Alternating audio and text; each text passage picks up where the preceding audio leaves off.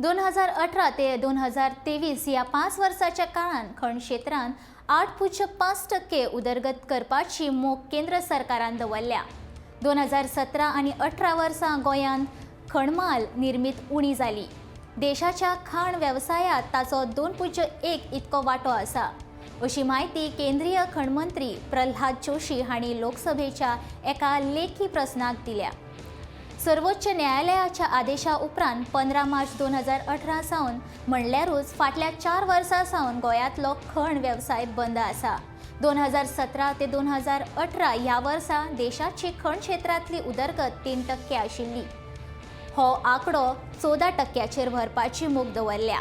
तशें जाल्यार 2018 ते 2023 ह्या 5 वर्सां देशाच्या सरासरी उदरगतीची सरासरी 8.5% पावतली।